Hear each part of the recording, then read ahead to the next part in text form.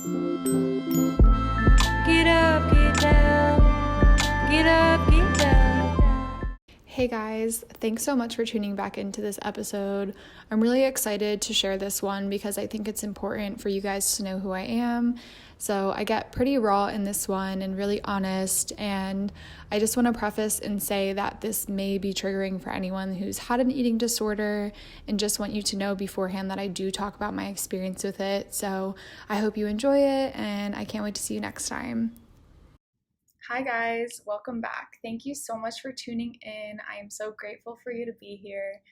And today I kind of just wanted to touch on who I am and really why you should trust me and why you should be listening to my podcast. Because I was sitting and I was thinking about, what are the podcasts that I listen to and who are the podcasts by and why do I like to listen to what they talk about.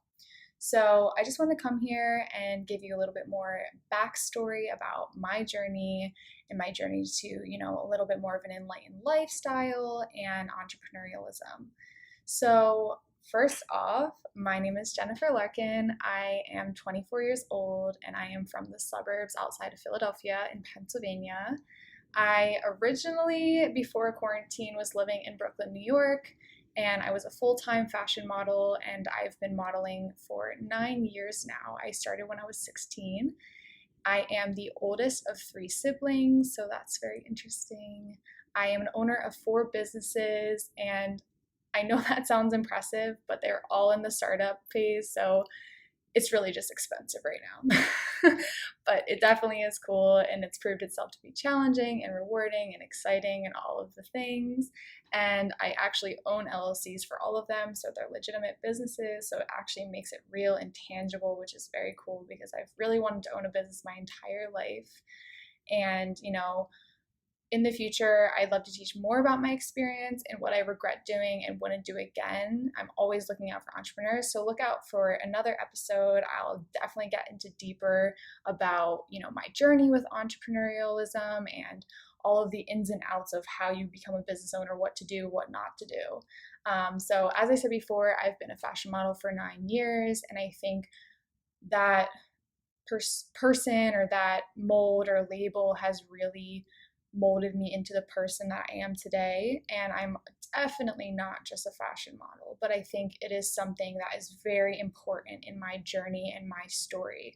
And so I went to college for communication studies and graphic design, and I'm very proud of myself. And I don't typically talk about this or really my journey in general, because I don't want to be coming across as boastful or obsessed with my story or myself. But, it's really important to be proud of yourself and talk about your achievements. So I'm getting out of my comfort zone, and that is what I'm doing today. So for college, I graduated in under 4 years after taking a full semester off, and I was able to walk with my class. So that was a really, really big deal. And now looking at it with this quarantine, I am so grateful that I was able to graduate when I did and it didn't get affected by quarantine and COVID and all of these things that all of these graduates are getting affected by. I really deeply feel for you guys. So I manage a lot of my boyfriend's company as well. So on top of my 4 businesses, I help him as well. That is one of my main jobs. And currently during COVID, that is my main focus, is helping him get orders out. So we're very grateful that we're able to be open and to make that a reality. So you can definitely say that I am a busy person, going back to that Vata energy. I have a lot going on. So yeah, and as for my spiritual journey, my mother is a light body activist, and or an energy healer, whatever resonates with you. And I've been exposed to holistic medicine and spirituality and, kind of being out of the box, open-minded my entire life. So I like to think that that makes me open-minded and a well-rounded person, but I definitely have my days. And with having a mother who was so in tune with her spiritual side and, things that are used to be and are still, but a little bit less wooey, were considered like wooey and hippie and not normal and almost weird. So it's interesting as I've gotten older, looking at the relationship with my mom and I, and seeing how that relationship has grown over time and how much she is into and what she talks about actually resonates with me now, and I understand where she's coming from. Because when I was younger, I was looking at it like, Mom, you're crazy. I don't know what you're talking about. None of this makes sense. None of that is like scientifically proven, yada, yada, whatever it was. But now actually living life and having my own life experiences, a lot of the stuff that she talks about is totally true. And what she does for work is 100% real. And I have been exposed to that energy work and all of that since I was born. So I'm definitely a little person and I don't want to hide from that anymore, because I know that I have gifts and I know that I have a really strong intuition and all of these things. So Mom, I love you. Thank you for being patient. And I finally came around. So yeah, that's a very, very big part of my identity. And another big thing that I think I've personally dealt with pretty well is the fact that my parents are divorced, and they've been divorced since I was 11, so I'm 24 now. And luckily, my parents have had the most amicable divorce. There was definitely their moments, but very amicable divorce for them to allow themselves to still be friends and really great with me and my siblings. So that is something that I'm very, very grateful for, and our family is still very close, and that didn't really affect anything in terms of our relationships. And then my siblings and I are very close, and I really do enjoy spending time with them more than many other people that I've met. So I'm very grateful for that, because I know a lot of people are not close with their biological family, and I do not take that for granted.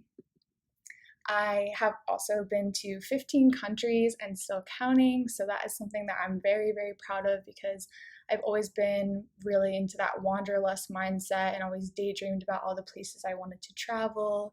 And I'm very, very grateful that at such a young age I've been able to see so much beauty in so many cultures and just experience all the things, like especially in a time like this, looking back, I do not regret at all, overspending my money to go to some country, or maybe drink a little bit more wine on that trip or eat more food on that trip, because now I can't do that. And those are the memories that I'm holding on to and, daydreaming about now. So that just goes to show that, spend your money on things that you can experience and not material things, because material things break, they get lost, and you don't die with your material things. So I think that's something that's very important. And that just going off of that just shows, I'm very passionate about traveling, and I'm very passionate about learning about different cultures, seeing new things, creating new perspectives. I love the ocean, but I also love skiing and hiking, all of those things. So pretty much bring anything to me and I will have a good time with you. And then I am also a Kangen water distributor, which is ionized water, and I'm very passionate about it. This is a very new endeavor for me. And when I bought the Kangen machine, I really only bought it to have the water. But the group that I'm in, or the organization that I'm in, has the ability to make me a distributor to sell these machines and make commission off of that. So why not do it, So it's not something that I love forcing upon people. I'm not going to be the one that's, forcing information to you and trying to convince you to buy this. That's not what I'm here to do. I'm here to tell you the benefits of this water and what it has done to better my life. And then if you want it, great, I can sell it to you. If not, no worries. I'm not pushing anything on you. So I'll definitely be talking more about this in future episodes. There are so many different benefits to this water, so I'll probably do multiple about it. But yeah, that's something that is a new endeavor for me, and I'm very excited about it. And my brother does it as well, so we get to do it together, which is really cool. And going into the entrepreneurship part of my life, that pretty much started when I was 16. And I was scouted in my hometown in King of Prussia at one of the biggest malls, retail space in the country. So it's really funny because I grew up going there with my friends, and we would just hang out, go around, and just like fuck around. And it's funny that like my whole career started in such like a place that I had such fond memories of, just like having fun and nothing really mattered, being so careless. So when I was 16, I was in a Forever 21, and I was back in like the corner of the accessory corner, And my parents were with my sister were at the checkout line or whatever, and I was kind of rushed to get in there. Like, I'm pretty sure it was like right before school started or something. I can't really remember, or winter break or something. And this guy taps me on the shoulder and was like, "Hi, here's my business card. This is my name. I'm a model scout. Have you ever thought about modeling? Like, I love your look. Here's my information. Give it to your parents. And like, I'll talk to you later." And it was just like such an elevator pitch, so great. And I was like, oh wow, okay. Like, and at this time, and this is still definitely a thing, there was a lot of these scammy type of companies out there that would like stand around the mall, in that whole black outfit and be like, "Oh, you're beautiful. Here's a card. Come to this workshop and we'll make you a model." And then they don't tell you that you have to pay like $3,000 and do all this crazy shit. And it's like so not legitimate. And I had done something like that when I was younger for acting, and it was like total bullshit, total cattle call thing. And you had to like go to this, you had to do all these things and spend all this money. And I was like, no. So I already had like skepticism to things like this. And so did my parents. So this guy comes up to me, and I run over to my dad and I'm like, "Oh my God, this just happened." And he's like, immediately, walls go up, and he's like, "Oh, it's a scam." Like, total bubble burster. I'm like, "Oh, okay, Dad, okay." So my mom is more of like the see the positive first and then react type of thing. So I went to her and I was like, "Mom, like this guy came up to me and like he wants me to model, yada, yada." And growing up, I always honestly wanted to be a model. Like, everyone told me I should be a model, and I just was really awkward. So I just never thought that it would really happen. So anyways, I go to my mom, and my mom's all excited, and she's like, "Okay, well, might as well just reach out to him because, if we don't, we will never know." So she emails this guy, and he turns out to be legit for what we know. And we go and like meet him for dinner, and we talk about the possibilities and his connections and stuff like that. And he had this connection with this Los Angeles agency. And so I was like, "Oh my God, Los Angeles, I live in the East Coast in Pennsylvania, like that's so far away. But okay, sure. This is the opportunity, like whatever you need to do, sure."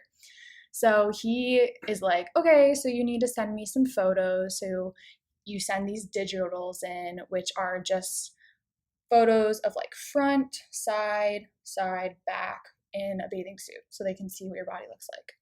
Never fun, but you got to do it. So I send it over to him. He sends it to this agency, and they like immediately want to sign me, but they're like, "You need to lose some weight."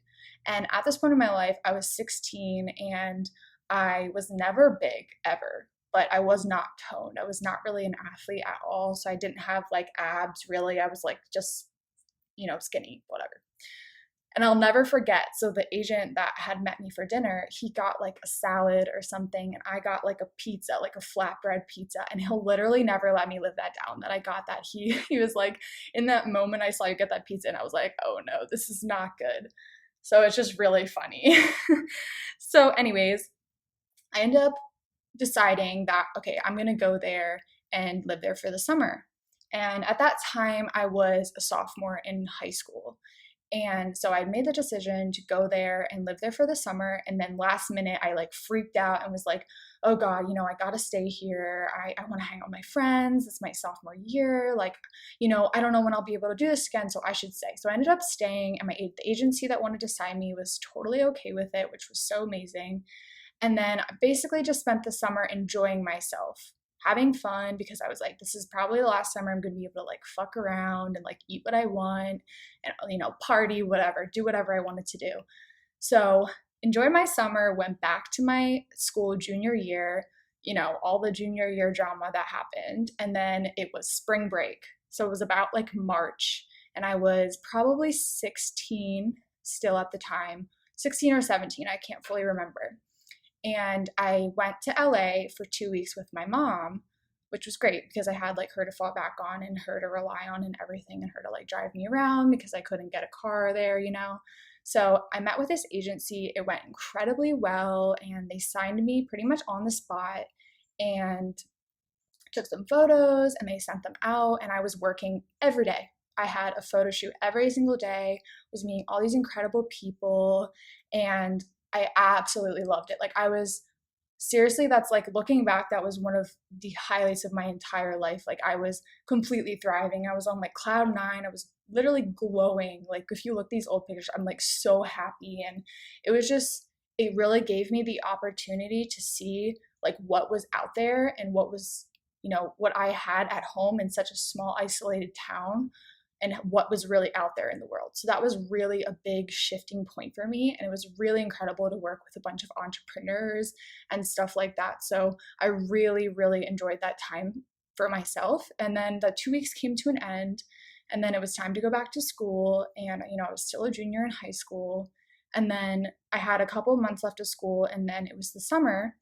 And I had decided with my agency that I was going to go live in LA for the summer. So I packed all my stuff up and I flew to LA, and then my family so lovingly packed up my car with all of my stuff, like comforter, clothes, everything, and drove cross country to California to bring me this car so I could use it for the summer. And then they stayed for like a week, and then they flew back to Pennsylvania. So sweet. And I've always wanted to drive cross country, but it was always like I need to be in LA like immediately, so I didn't have that week buffer to drive to California. So that was really cool. But I ended up living in a model's apartment, which a model's apartment is usually just a small apartment with a bunch of bunk beds, and you're sharing like one kitchen and one bathroom with like, I think at a point in time I was living with up to like 8 girls or something. And I was there the longest, so I just kept meeting and living with new people all summer. So that was really interesting because I'm like 17 at the time, living across the country, really don't know anybody, and just kind of figuring it out for myself. So that experience really got me out of my comfort zone and my bubble, and just kind of helped me be a social person and, deal with people and having conversations and all of that stuff, and just kind of navigating life without my parents. So that was really cool because that happened really young. So that was a really cool experience though, because I learned a lot, I experienced a lot, I met a lot of people, and I did a lot of things that just normal 17-year-olds never get to do at that age. So now being 24, I don't really have a lot of desires to do certain things that I did when I was 17, even though right now most people my age would want to do stuff like that, like going to clubs and partying and stuff like that.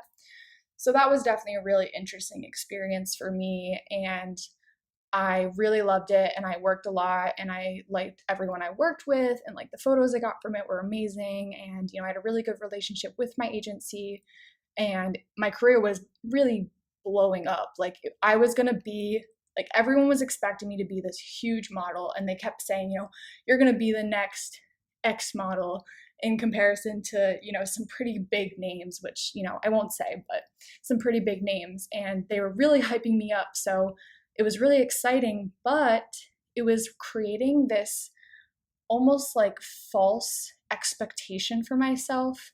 Not that I didn't think I couldn't get there, but it was that, you're putting me on this pedestal up here, but I'm still right here at the bottom. And there's this huge gap in between that I have to get to. So that was incredibly daunting for me. And I was like, how am I going to get there? It was really stressing me out. And, the summer was coming to an end, and I was about to move back home. And I just felt really lost and confused about kind of like who I was, because I was like, okay, well, I'm a model, but I'm also a student. And like, I haven't seen anybody all summer, and all my friends have been, partying and hanging out and getting closer and all this stuff. And I've been in LA kind of disconnected from everything that's been going on at home. So I got home from California, and it was my senior year of of high school. It was my senior year of high school. And I got back, and, everybody knew that I was a model, because everyone knew I would miss school for photo shoots and stuff. And the school paper wrote things about me. It was just very evident. Most teachers knew that I was a model because I would miss classes and stuff like that. So it was really hard to get away from that identity. And although, yeah, it's cool, it really isolated me and almost like made me feel like an alien, because everyone looked at me almost like I was intimidating or something, or like different than them, when I wasn't. I was just, having these cool experiences, but I was still like in high school and this like senior, and I just wanted to have fun and like have friends and stuff like that. So, I came back to school, and I still had friends and it was okay, but I lost touch with a lot of people, and the people I was like kind of acquaintances with really stopped asking me to hang out or go to parties, or like, it just was weird. I just felt so isolated and left out, and I was really wound up about the fact that I had to lose all this weight before I moved back to California full time after high school.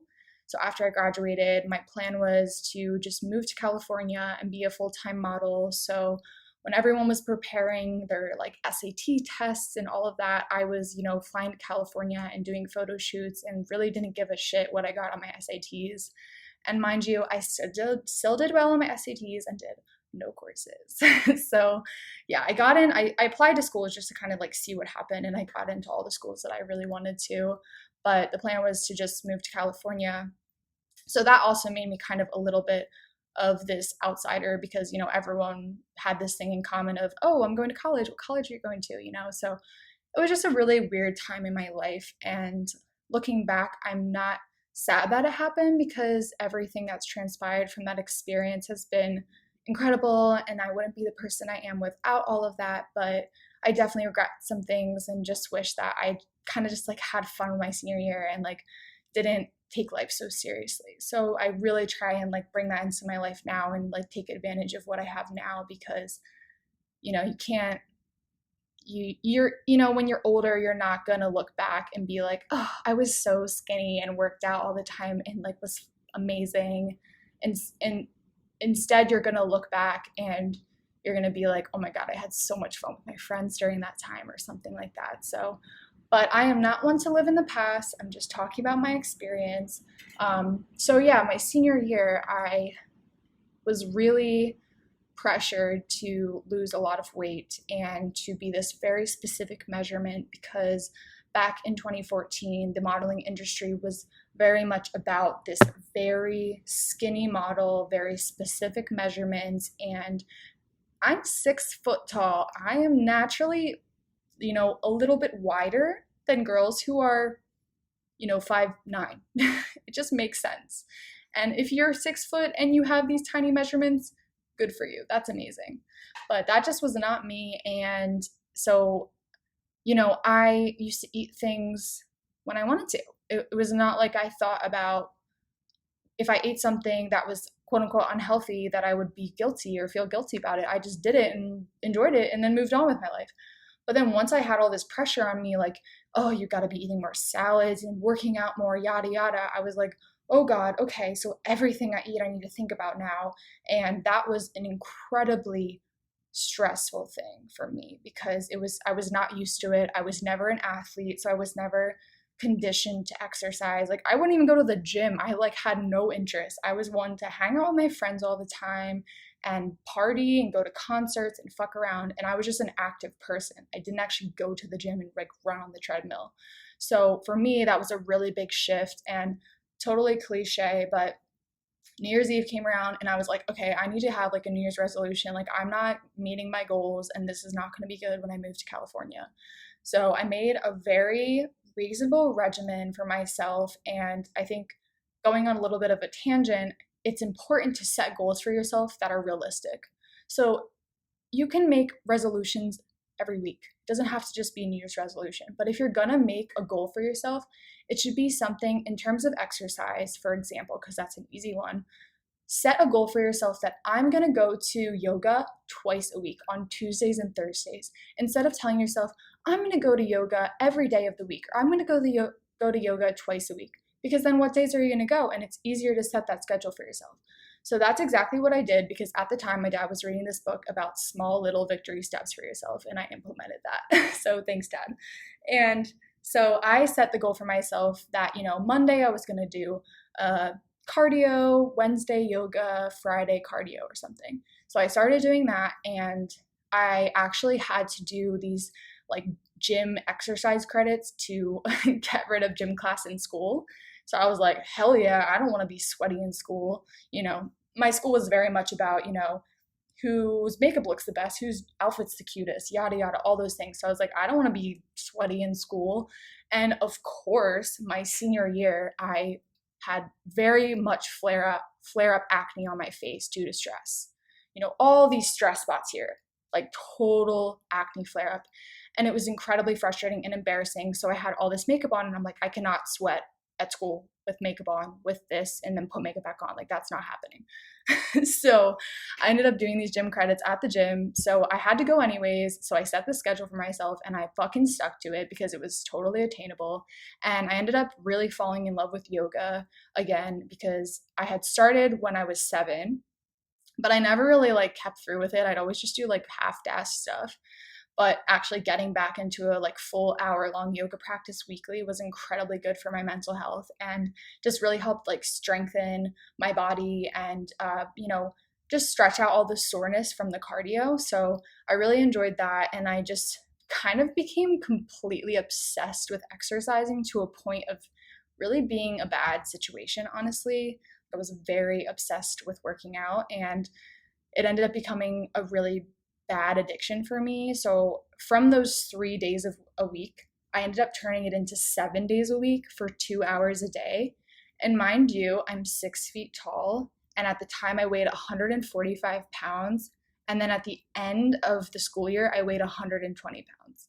So it was definitely, it's not like I was doing it in an unhealthy way. I was exercising and eating a lot of healthy foods, but that's really not normal. Like, especially because I was already in such a low percentile of my BMI, it was not healthy. And looking back on photos, which I don't have a lot of because I was very self-conscious about what I looked like, I was so tiny and it looked not okay. I looked sick. It was not okay. And I was so unaware of this and had such body dysmorphia that, I wasn't being real with myself, and I wasn't really close to many people that year for them to kind of call me out and be like, hey, you don't really look great. And also everyone knew I was modeling, so everyone knew I had to lose weight.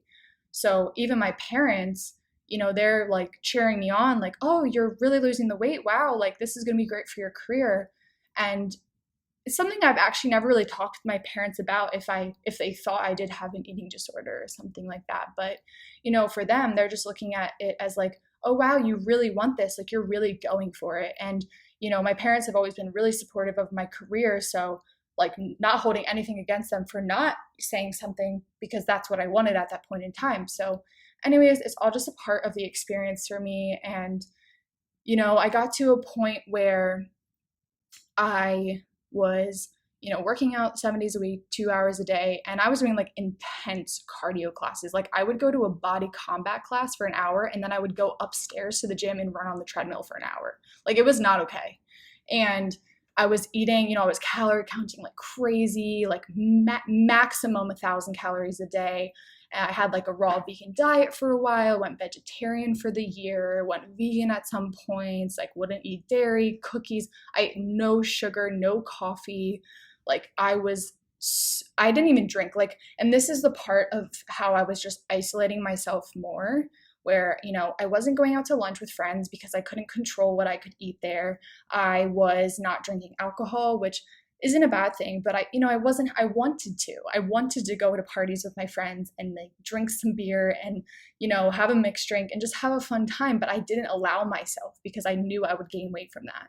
And, things at school where there was like a bake sale or something, like I would never buy like brownies or cookies. And when you're a senior, you get like a free period for lunch where you can go home. And throughout my entire life, lunch has been such a social experience for me. And seeing with my friends at lunch, it was so fun. And like, that's when you'd all get to hang out and stuff. And my senior year, I went home every single day at lunch, and I would make, a vegan lunch and a juice or something, and then come back to school. Like I was just miserable. And my senior year, not many people know this, but I literally did not go to a full week of school the entire year of senior year because I was so depressed.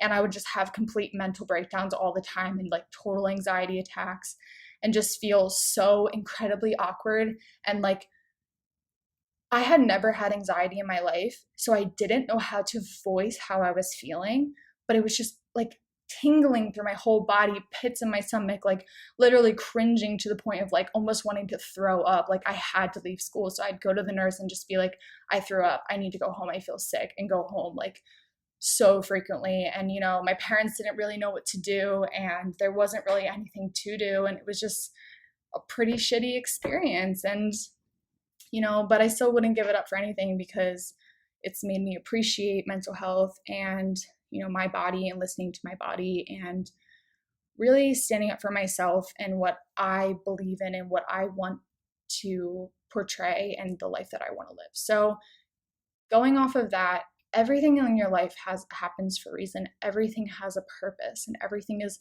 bringing you to another place where you're meant to be. So try not to look at the past and think bad about it or regret things, because it all got you to where you are now, and where you are now is going to get you to where you are in the future. So try and stay positive. So anyways, going off of that, so I ended up graduating high school, and that was a really fun experience, honestly. I feel like towards the end of the year, I kind of got this mindset where I was like, what am I doing? Like, I need to have some fun. And I ended up going to like a few social things and felt a little bit more connected to my class. And then we had graduation, which was so beautiful and fun, just being with everyone. And then a group of girls and I went to Punta Cana for a week for senior week, which was just such a blast and so fun to do before moving to California, and just kind of like ended my experience out really nicely. So I'm really glad that I got that experience. And then I moved 100% full-time to California to model, and that was in June after graduating.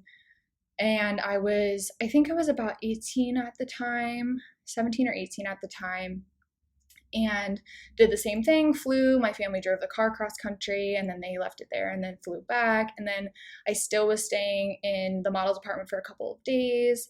And then my agents so kindly let me borrow their cars to get around. Before my car got there, they let me stay in their houses. It was literally so kind, so welcoming, and so helpful. And, because I was so young, I feel like I didn't express that gratitude like I should have. But looking back, it was incredibly kind of them to do that. And then I ended up living in Airbnbs, like all over LA. So I've pretty much lived all over LA at least some point in my life. And then I ended up completely residing in Santa Monica, and I got an apartment with another model with my agency, which was awesome. And we really got along really well. And we met at this 4th of July party, which was great. So LA was crazy this time around. I unfortunately, at the end of college, so I pretty much had like body dysmorphia, anorexia, calorie counting, it all kind of goes together. That's what I was experiencing through senior year. And then towards the end, I developed binge eating disorder, which is one of the biggest eating disorders actually in the entire world. And it's not really talked about. And I think it's a disservice to us, because it's really shamed to eat a lot, but a lot of people don't think that it's actually a mental problem. And it was actually like a huge disorder. I had no physical control on how much food I was consuming, and it was actually extremely scary, because I felt like I couldn't stop eating after I was so full, and I just felt so trapped inside of my body, and it was such a weird experience. So I ended up unfortunately putting on all of the weight that I had lost, all the hard work that I put in. I gained it all back plus some weight. And so I moved to California, and my agent saw me and they're like, whoa, like what happened? Like you look so different than the last set of photos you sent us. And, I was just like, oh, stressed out, yada, yada. And so that was really embarrassing and really hard, because, I had just moved across the country to pursue this modeling career, and I just put on all this weight, and they're like, what happened to you? So that really, really sucked. And, they came to me and were just like, you have to lose this weight. You have to lose this weight. You have to lose at least 10 pounds, and you have like 10 days to do it. And I was like, oh my God, okay, that's physically fucking impossible. And for some reason, and I think most people would do this, I just completely did the opposite and just ate more food because I was so stressed out. And that's how I was dealing with my stress, is I was binge eating. And the funny thing is I was not binge eating like unhealthy foods. I was binge eating really healthy foods. So it doesn't matter if you're eating really healthy foods. If you're overeating really healthy foods, you're gonna gain weight. So that just really sucked. I felt really lost, and I was making myself honestly physically ill as well, which really sucked. And just, it was a very hard time for me. And I met this girl, we moved in together. It was a beautiful apartment. We had like such a beautiful pool there, a workout room. We were right by the beach, so I biked to the beach all the time. And, it got to a point where I wasn't losing the weight, and the agents were like, oh, we can't really send you on castings. And so, I had no way of making money because I wasn't going on any castings. And castings are essentially a interview for a model where you meet with a client, and then they, take photos of you with product or whatever, and then they decide if they want to shoot you for editorial, e-commerce, whatever it is, to sell their product. So I had no way of making money, so that was really stressful. So then I started babysitting, making some money, and I started babysitting these two beautiful little girls, and I just like totally fell in love with them, and it made me just like realize how beautiful life is and just kind of get back to that like funness of my life. So that was a really big thing that I did, and I'm really grateful that I did that and just kind of got back to my true self like a little bit more. So I ended up getting this bike, and it was from Craigslist. It was a cute bike, but it was definitely older, and the tires definitely needed to be replaced. And so anyways, I had been like driving or biking back and forth from Santa Monica Beach for, over a month. And then one day I decided, okay, I'm gonna go bike to Chipotle and get lunch there. So I like bike to Chipotle, and it was maybe like 2 miles from my house, but it had like a pretty major road that I had to bike on with sidewalks and stuff. So anyways, I get my food, my Chipotle's in the basket, like a bowl in the basket, and I'm biking back to my apartment, and I go from like the road up into the sidewalk, and I completely flip over because the shitty ass tire got stuck, and I fell directly onto my kneecap. I mean, I'm surprised I didn't break my kneecap, and it's actually funny because right now my mother just broke her kneecap 4 months ago. And that's just so funny. But anyways, so I had this Chipotle bowl, just funny part of the story. The Chipotle bowl falls everywhere with all the Chipotle fucking shit in this bowl. So funny and embarrassing. So I fall, I cannot get up. And this beautiful man pulls over in his Jeep, and he's like, oh my God, can I help you? Like, picks me up off the ground, picks the bike up. And, I'm like, yeah, I'm fine, I think. Like, and, all the adrenaline and the shock kicks in, and I bike back to my apartment. I get back to my apartment, and I get into my apartment, and I'm like, I cannot walk. Like, my leg was so fucked up, and I could barely bend my knee. So I basically lived in my house for like the entire week, couldn't bend my knee. I had like upset someone that I was friends with because I couldn't go to this event because I hurt my knee. So I was like reevaluating, like, who the fuck am I spending my time with? Like, you shouldn't be getting mad at me because I'm hurt. Like, so it just made me realize like who I was surrounding myself with. And before this all happened, I was still, going out with promoters, going to clubs, drinking. I actually was flown to Miami for Miami Swim Week to just go to these clubs with all of these random models in this huge mansion, and where all the food was supplied for us. There was a chef, all of this stuff. And I had literally one of the worst weekends of my life. Like, such a dream for some people to be in this freaking mansion on Star Island with all these beautiful people and all this free stuff. And I was just like, I am so miserable. Like, I just wish I was with my best friends, like on the beach in Ocean City, New Jersey, like fucking around. Like, so that was just such a wake-up call for me. And I really upset my agents going there because, they really wanted me to lose this weight. And by me going, of course, I'm not going to be eating healthy and not drinking. So that was just a really big wake-up call for me. And I was just like, what am I doing? So anyways, to the bike accident, that happened, healed up from that. Then it was my 19th birthday, and some promoter that I was friends with, and still a great guy, just don't really talk to him anymore. He put together a little birthday dinner and booth for us at this club. And, my roommate came, her boyfriend, some of the friends I had made while I lived there, and we had a phenomenal time. It was so fun. And we go to the club, and, it was so much fun. I met Brody Jenner and there was amazing music, and I love music so much, so I had a great time, but I drank so much alcohol and was mixing alcohol. Like I had a bunch of mojitos and champagne and stuff. So woke up the next day, felt like I literally was dying. I had the worst alcohol poisoning and I had no one to help me. Like I was by myself, and my roommate and I barely knew each other. We had just pretty much met. So what, I was going to make her help me throw up and be sick. So that was another huge wake-up call. So everything in my life was just showing me like, Jenny, what the fuck are you doing? You need to like quit and go home, basically. So I spent about another month just doing bullshit and being incredibly depressed and basically sleeping until 4 o'clock in the afternoon and going to bed at 4 o'clock in the morning and just binge watching Lost.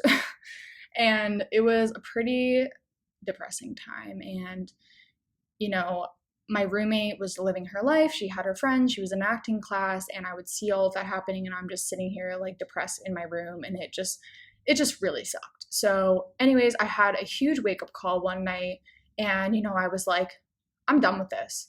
So I told my agents, you know, I'm taking a break from this. I'm just going to chill here and, you know, do whatever. And once I lose the weight and I feel a little bit more mentally here, like I'll start again. And, you know, they're really supportive, and they were like, you know, whatever is best for you. You know, we're upset, obviously, but like whatever is best for you. So went a little bit longer on, you know, being a little bit more healthy, where like I'd actually get up in the morning, I'd have a healthier meal, I'd go for a bike ride to the beach, I'd draw on the beach, I'd go in the ocean, I'd lay in the sun and, you know, go biking on the path or running on the path or something. So just getting a little bit more positive and seeing the light through the tunnel. And then out of nowhere, I had this epiphany where I'm like, fuck this, fuck the industry. I'm so done with this, and I don't want to be told what I can and can't do. And, you know, I am not happy in this situation. And it also kind of helped with my mom. She was like, you know, you don't sound like you're doing well. You have 3 choices. You know, you can live there and be depressed, and you're most likely, you know, gonna kill yourself or something, brutally honest. Or you can come home and we can rework your life, or you can model again and figure it out. So I'm like, all right, fuck it, I'm coming home. So me being the person that I am, when I have my mind made up, I fucking go for it. And my dad literally calls me get shit done, Jenny. So whenever I have something that I want, I go for it.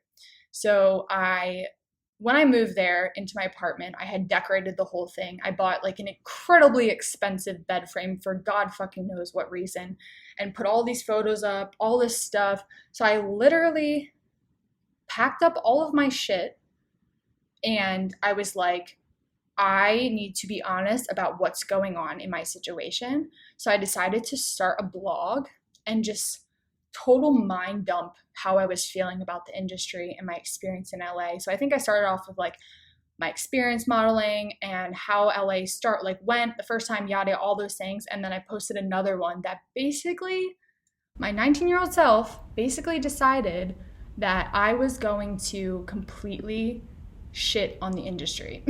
So looking back now, there is definitely a better way that I could have done it and been more sympathetic and kind about it, and not, you know, put names out there and things like that. And that is something that I definitely regret, because, you know, those things do not come without consequences, but it was what I needed to do for myself to basically free myself from the monsters in my mind. So after I did that, I'll never forget this. I got an email from my mom, and she had accidentally sent me an email that she meant to send to my dad, saying something along the lines of, oh my God, did you see Jenny's blog post? She just fucked up her whole entire career. So of course, I'm like, fuck you, Mom, what the fuck? And was really incredibly upset and really mad. And so I ended up like calling my mom, freaking out at her, whatever, you know, handling the situation pretty poorly. And obviously it was awkward because she didn't mean to send it to me. So then we discussed, you know, calm down, and I made the decision that I was quitting modeling full time. And, you know, I didn't handle it in a good way at all. Like, I don't even think I told my agents that I was leaving the industry, I think I had someone else tell them, which, I was really young, but that's totally unprofessional. So that happened, and although it was not the most professional thing to do, it was incredibly rewarding for myself, and so many people reached out to me, so many people I had lost touch with in college, so many people that I had looked up to in the industry, these people that, were influencers on Instagram or whatever it was, and I was like, oh my God, I need to be like sharing my voice more, this is so important, and basically people were coming to me and saying, you're not alone, thank you so much for sharing this, I'm feeling the same way, yada yada. And so that was really important to me, and that was one of the reasons I did it, because I knew I wasn't alone in these feelings, and I was pissed off that this was continuing to happen. So just prefacing this, the reason why I did this is because my agents kept telling me, you need to lose weight, we're not sending you on castings, you need to lose weight, you need to lose 10 pounds in 1 week, all of these things, and I just had enough. I snapped. And, for the longest time, I held such a grudge against my agency. And now looking back at it, significantly older, they were just a byproduct of the industry. That's what the industry looked like in 2015. Girls had to be a specific weight, they had to be thin. And if you weren't going to be successful, and you weren't going to make your agency money. So of course they want you to lose the weight. So I have no negative feelings about my agency in California anymore. It's just a part of my journey. And without this blog, honestly, I wouldn't have been able to find my voice and talk about what I had gone through freely. Because, on there, it was the first time I had said, like, publicly, I had an eating disorder, that I haven't been having a good time, all of these things that I had been hiding from. And I think one of the biggest things is that when you aren't being truthful with yourself, one, you're not going to attract the people that you want in your life, and two, you're just going to make yourself actually physically ill with the stress that you're bottling up in your body. So that was a huge turning point in my life when I put that blog out there. And then I ended up getting recognition actually from a pretty big online publication that wanted me to guest post for their blog about my experience. So that was really cool, because I was literally 19 years old. And so then after that, I made the decision, I'm coming home, super last minute, packed all my stuff up, packed my car up because my car was there, packed it up to the rim, and I scheduled to get it shipped back home across country, and scheduled the first flight out to Pennsylvania. And, I didn't care who I was fucking over in the way. I didn't think about the consequences, and I just booked it. And, of course, my roommate's there. We have a lease, and she's still on the lease, and I haven't told her, and she needs to find a new apartment. So, of course, that was fucked up. But, if I didn't leave, something really bad was going to happen. And I wasn't going to come back from it, So I had to do what I had to do for myself. And that was the most important thing. And so I went home, and I was picked up by my dad, and I just remember thinking, I was like, oh my God, what are we going to talk about? I haven't seen him in so long. I'm so ashamed that I fucked up this entire experience after all the money he's invested in this. And, it was a really shitty feeling because I felt so disconnected from my dad, and we'd always been super close. So it was just a really alienating, isolating feeling once again, because my identity had just shifted again, where, I held this identity as a model for, 2.5 years. And now I'm like, oh, well, I'm not a model again. Like, who am I? What is my purpose? And, I ended up realizing I was living my life for everybody else because everyone else wanted me to be this expectation that they had for me. So that was a really interesting time in my life, and it took a lot for me to realize really who I was again. But as I said, I'm get shit done Jenny, so I really didn't sit still for more than 1 second. And, I got home late. My dad drove me home. It was definitely awkward, but it was fine. And we got back to my house, and when I had moved away, my sister actually completely took over my room, and my room was the biggest in the house. So I ended up getting her tiny room, and I just had to be okay with that, and I was just grateful to, have a place to move back into. And that place really became a safe haven, sanctuary, almost like a therapy room for me, because my room before was painted really dark colors. I had a lot of, light blocking curtains, and this new room had, you know, all white walls, all you see-through curtains, and so I really needed like that light, and I needed a small room to not like clutter things and, you know, just heal, honestly, just really heal. And so that was a definitely interesting experience, but my family was really welcoming and really loving, and it was a really safe space for me, so I really appreciate that. And so a little bit of a backstory: when I moved to California, my best friends at the time, their cousin was a celebrity hairstylist, and she was able to fit me in to get my hair colored, and, you know, they gifted me this hair coloring for my birthday, which was insanely expensive. It was so insanely expensive. And I was like, I need to change up. So my hair was about this long at the time. And this is my natural hair color. This is what it's always been. And I got complete processing highlights through my hair. And my hair was bleach blonde. And they dyed my eyebrows and stuff like that. And it ended up costing like $600. I've never spent that much money in my life on my hair. So got it done. It was a super sick color. It looked so dope, but I didn't like it on myself because I felt really washed out. I was not really tan at the time, and I had gained a lot of weight from still binge eating in California. So my face was really puffy. Like, I just didn't recognize myself. So when I got home, I was like, oh, I fucking hate this. Like, I don't even recognize who I am. I don't like it. Like, I need to dye my hair back. So I went to like a friend hairstylist, and she did like basically this, like a brown blonde balayage, and then cut my hair to like here. Like, I was in full crisis mode. It's like, I need to just get this old life off of me. So although it was like really shitty because I just spent all this money on my hair, like, it was one of those things that I just like needed to do to, like, you know, metaphorically like wash my old life off of me and like cut that off, you know what I mean? So that was definitely interesting, and I feel like just like a weight lifted off my shoulder when I cut my hair. I was like, oh, okay, rebirth, restart. But like I said, you know, I put on like 40 pounds. Like, I was heavy, like, for my body size. So I didn't feel good. I didn't feel like myself, and I had actually rekindled a relationship with an ex-boyfriend, a long-term ex-boyfriend. So that was kind of my crutch that I fell onto when I moved back. And I'm really grateful because at the time I had lost touch with a lot of my good friends.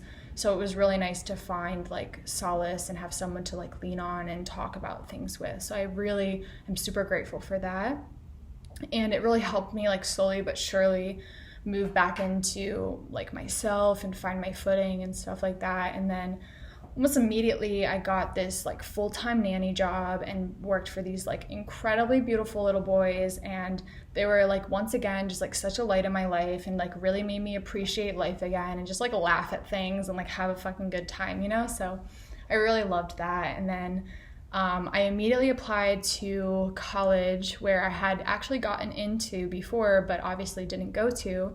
So I got into this college, and I went in as a business major because a friend of mine at the time had really similar interests in fashion, and we both wanted to start a fashion business. So I was like, well, if she's going for business, I should go for business because that's what I want to do. So I went in as business. Total fucking mistake. And so I got into college, started college. Pretty much, I didn't have any business classes at first. I just had gen ed classes, so like, you know, general requirements like math, science, whatever those were, and I hated them. Oh my God, I was like, this is so stupid. Like, I already took these classes in high school. Why do I need to take these? So I pretty much did fucking horrible my freshman year, and it didn't help that my boyfriend broke up with me, and I was pretty much a fucking mess because, you know, I had gone from one identity to another and just jumped without healing at all. Like, I should have moved home and been single and dealt with my actual shit by myself rather than crutching on this person. Like, you know, love him to death, nothing bad about him, but like, that was not the right decision for myself. So I ended up just falling back into another hole, and, you know, I'm not proud of this, but my brother had gotten his wisdom teeth out and had some oxycodone, And I ended up stealing all of it and taking it, and I went every day taking an oxycodone to fall asleep because I was so depressed and so devastated by what happened. And then it ran out, and shortly after I was like, this is not a fucking joke. I'm not fucking around with this, because I knew people that passed away from opioid overdoses, and I was like, I can't fuck around with this. So really quickly cut that because I did not want that habit to become an addiction. So that happened, and then not really much had changed. I really stopped letting myself get upset though, because I was like, what's the point of being so upset? Although it was heartbreaking, it wasn't really a healthy relationship for me at the time. And honestly, I probably would have never ended that relationship if he didn't end it. And it really just catapulted me to finding myself. So once again, everything happens for a reason.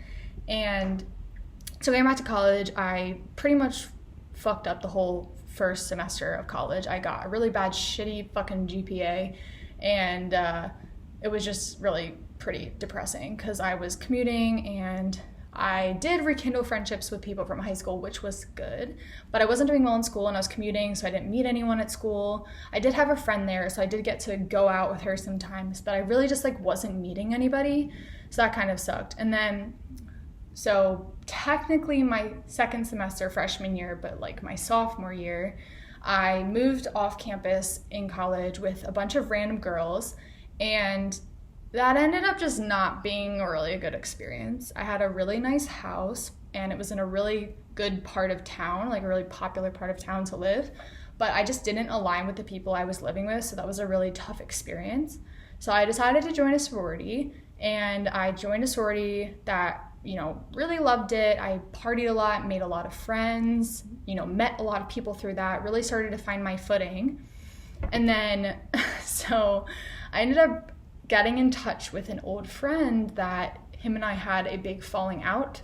Probably right after I moved to California, we had a really big falling out. And so we hadn't been friends for like 2 years. This was my best guy friend all of high school. And so we ended up rekindling our friendship, and now we've been dating for almost 5 years. So that was a really big turning point in my life. And, you know, I stopped partying. And, you know, when I stopped partying, I lost all those friends because I wasn't partying. And although, you know, I'm still friends with some people now from my sorority, for the most part, not really, because, you know, once I stopped partying, we kind of stopped having things in common. And, you know, I'm grateful for the experience I had because I met my good friends that I'm still friends with, and I met a lot of people on campus and made good connections and things like that. So I'm totally grateful for the experience. So anyways, I started dating this guy, and I got sick, and I decided I'm going to cut dairy out of my diet. And at this point in time, I had really not lost the weight that I gained when I lived in California. So I cut dairy out of my diet because honestly, I was eating it with like everything, like even in a salad. So I cut dairy out of my diet, and I'm not kidding. Like, I didn't really do anything differently with my lifestyle. I lost so much weight. Like, the weight just like fell off of me. And me and my boyfriend were, you know, hiking and stuff and like being outdoorsy, but it was really not much different than what I was used to. I just wasn't eating dairy. So just interesting. Probably in a later episode, I'll preach about my hatred for the dairy industry. But so anyways, naturally lost the weight. So it's just funny because it's like, oh, I just had to cut this one thing out, and I'm naturally like losing this weight, and I'm just like happy. So it was just funny, like full circle, you know? So finally I was starting to feel comfortable in my skin again, and I actually was like liking how I was looking again. And, you know, I stopped partying, which was good because I was partying a lot, and I was going to bed late as fuck on like school nights, and I would go to class hungover or skip class, and I just like really wasn't focused on my grades. So I finally started honing in on like actually doing my homework, actually paying attention in class. And, you know, I was getting into those things that I was passionate about. So I was like really starting to find my footing. So it was about, you know, 6 months after I moved home. So, I mean, that's a pretty decent time to like get your footing. And then my new boyfriend, Alex, he had bought a franchise with his dad. So that really showed me the business side of how to run a business, and I actually ended up getting into social media management with that. So, you know, I was trying new things, and it was an interesting experience, and I learned like what you should do and what you shouldn't do, and it's really interesting to see how different my social media management skills are and like my styles with content. So I really like that. And then pretty shortly after then, he started another company with his dad that, you know, they started from the ground up. It wasn't a franchise. And I now manage that, and it really opened my eyes to many entrepreneurial possibilities.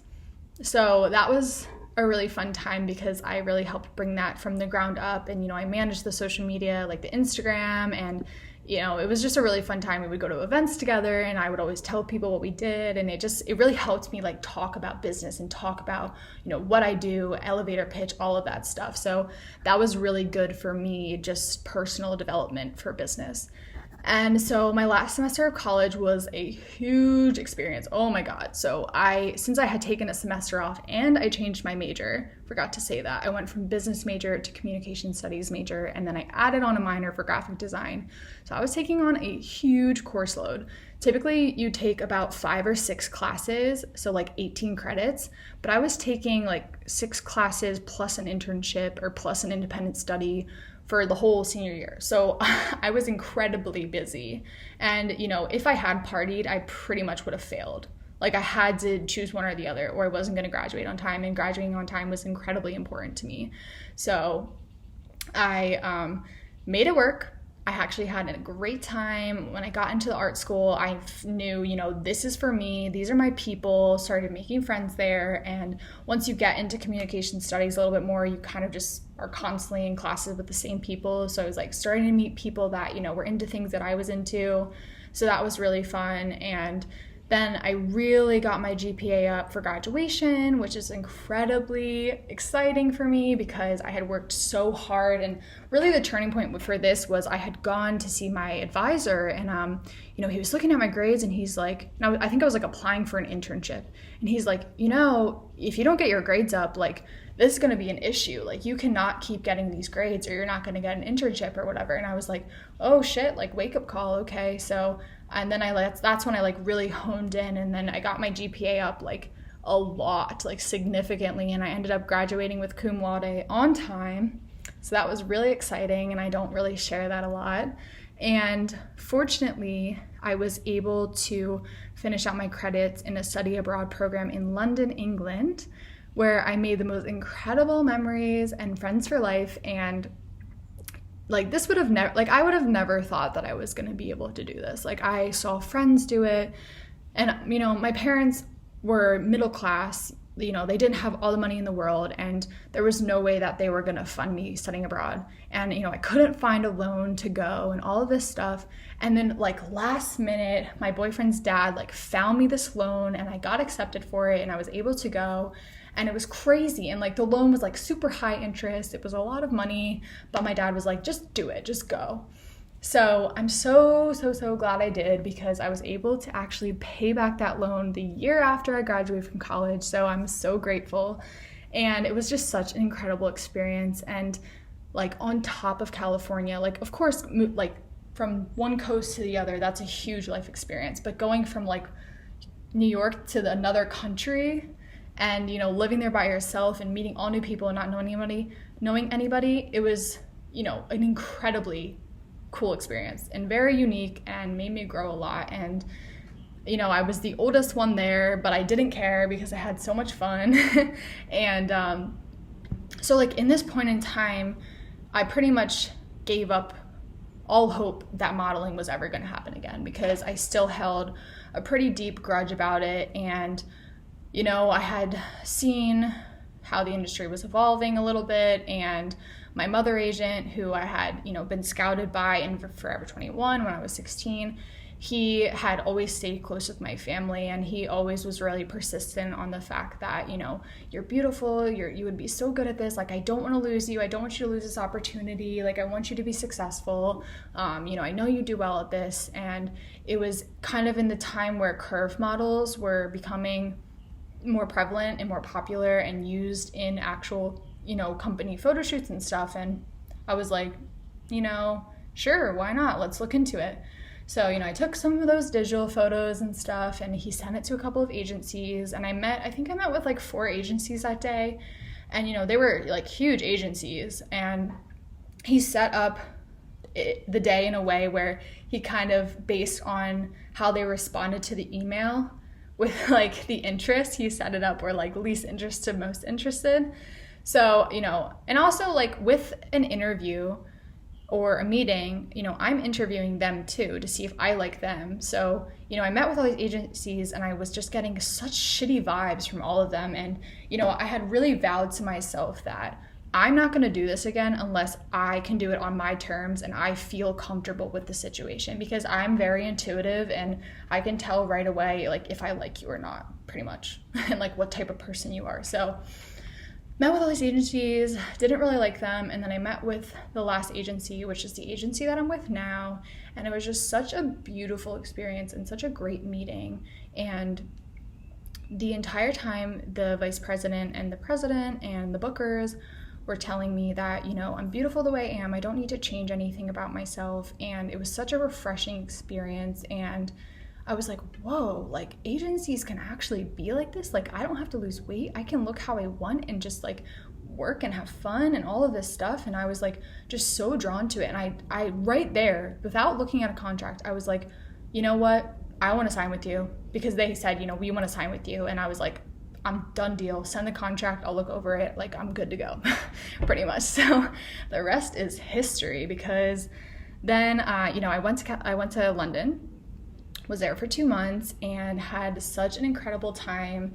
And then I moved back, and I immediately moved to New York City, and it was a very big time of change in my life. There was so much change going on, and I was again moving to a city where I didn't really know anybody. I think I knew like one person, and like, thank God, that was a saving grace. But so I moved there, and I was feeling really, really lost again. And this happens a lot when change happens. Like, I don't really mind change, but I don't always handle it well. So I had all these incredible expectations, and I was going on insane castings. Like, so basically my agency was just showing me that, okay, they can do what they say they can do, which that was really reassuring. And it was really cool just to get in front of these companies and these like casting directors. But I wasn't booking anything. So, I was living in New York and not making any money, and New York is expensive.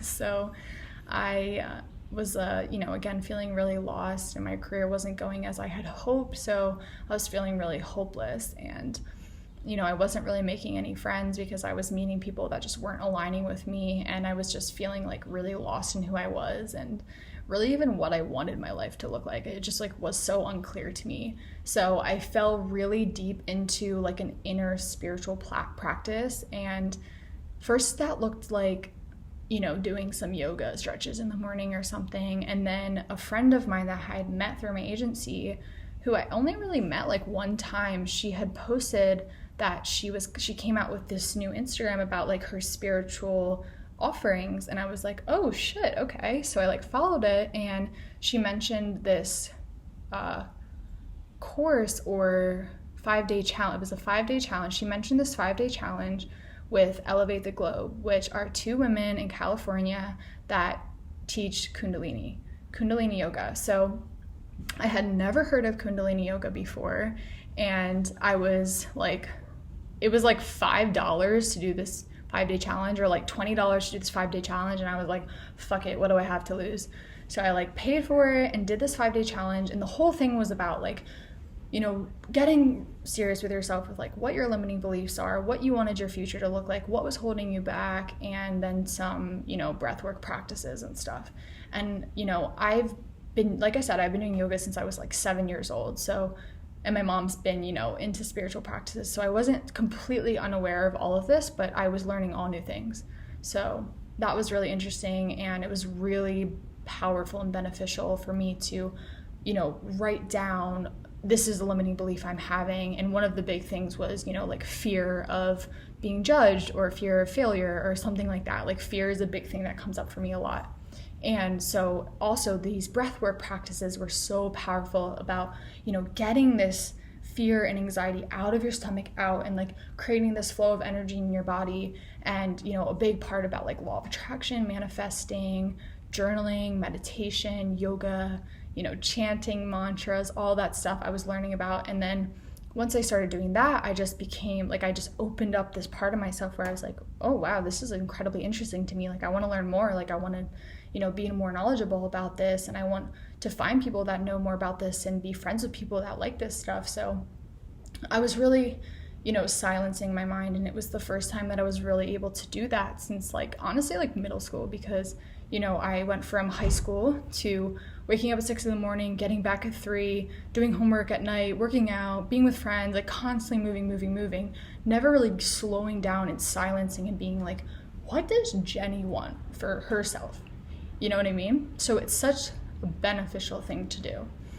And so I was really starting to figure out, like who I was without all of the labels that had been put on me for so long, like being a student, everyone asking, what major are you? What is your life goals? What job are you going to have in the future? What kind of friends do you have? Who's your boyfriend? What do your parents do? Yada, yada, all these labels. I silenced my mind, got rid of those, and I was like, who am I without all of these things? And I realized that I was really hiding who I was in terms of like, when I would meet people, I wouldn't talk about things that really mattered. It was so surface leveled, and like social media, Instagram, I wasn't being real about things I actually cared about. Like I was being just so superficial, and I really fucking started to hate that. Like I was like, what is the point of all of this if I'm not sharing like what I'm passionate about and what really matters to me? And because I was doing that, I was attracting completely opposite people from myself into my life. So like, no shit, I wasn't making any friends that I liked because I wasn't aligned. I wasn't, aware of even what I wanted. So of course I'm not going to attract people that I like into my life or align with into my life. Not that I don't like them, but that they don't align fully with what I want my friends to look like. So once I started doing all of this inner work and sharing really what I cared about with the world, all of the right people literally flooded into my life. Once I got really specific about what I wanted my friends to look like, all of these things, what characteristics I wanted them to hold, these people just started flowing into my life in the weirdest ways.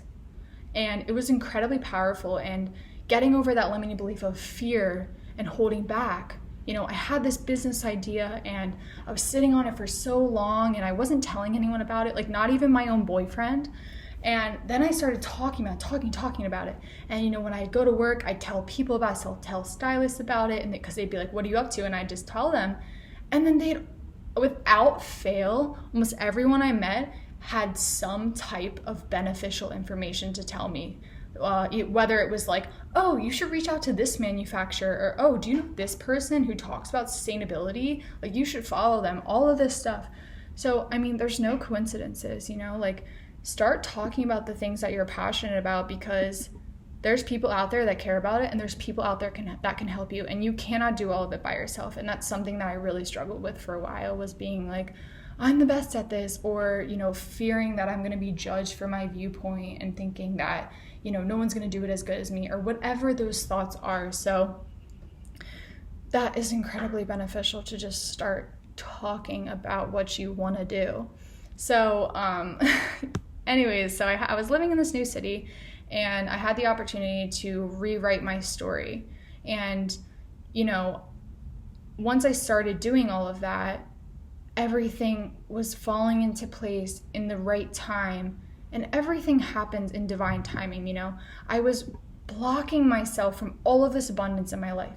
And, obviously inner work doesn't, you don't get to your goals and your dreams overnight. You need to do the work. It's just like going to the gym and lifting weights because you want to get stronger. It's not going to happen after one time of lifting weights. Like you need to consistently do it and build that muscle memory and that routine. And that's how you get to progression with inner work. So I was really blocking off that abundance. And once I changed all of these mindsets, specifically money mindset, once I changed that money mindset and wanting that abundance and accepting that abundance, I think that's a big thing, is actually accepting that abundance and being open to accepting that abundance, I kid you not, like a week later, my first job rolled in, and then I worked every single day that entire month until the new year.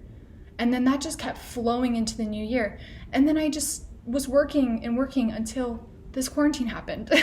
So, you know, your mind is everything, and you have control over your life and what you want your life to look like. So, you know, it's crazy because I was working with dream clients and I still had my creative side and time to like work on my businesses and things like that. And, you know, a big thing for me with my industry is I get to work with creative people and bounce ideas off them and hear what they're into. And it's really rewarding, and I get to build my connections and, you know, my client lists and all of these things. It's just incredibly exciting. And like something about me is that I don't want to be just one thing. So going back to the beginning of this whole podcast, you know, I am not just one thing. I'm a multifaceted person. So like I've never been one to just be a mold of one thing. Like I never wanted to just be a model. And I love so much more than just one thing. And I want to offer so much, and I want to help as many people as I can. So throughout this whole journey with going within, I've really honed in on my crafts in silence and realized what I truly love and what I wanted to share with the world. So I have been living for everyone else for so long, and it was time for me to start something that was mine. So now I own these 4 businesses, and I'm in the process of creating my blog. And this is really challenging for me because I'm such a perfectionist, and you know, hiring a web designer is fucking expensive, and I know that I can do it on my own, but it's so overwhelming. There's just so much to do, and you know I can do all of this, but it's just better to just hire the people to do the things that, yes, you might be able to do them, but maybe they can do them better, and you can put your time elsewhere. So that's something that I'm getting better at, is, you know, working with other people. And I'm also in the process of writing an e-course. I'm doing design work and content creation. I'm hosting this podcast, which I'm very proud of myself for, meditating, doing yoga, journaling, modeling, traveling the world, laughing, having fun, and doing all of the things that I dreamed of doing. So I will end with this. The life of your dreams is so possible. All of our experiences are different. All of our experiences bring us to exactly where we are supposed to be. Trust the universe, it always has your back. Just because right now you think that life is not giving you a break, maybe it's just a sign that you need to make a drastic change. Go within, slow down, and find what that is for you. I trust that everything is going to work out. With so much love, I'll see you next time. Bye, guys.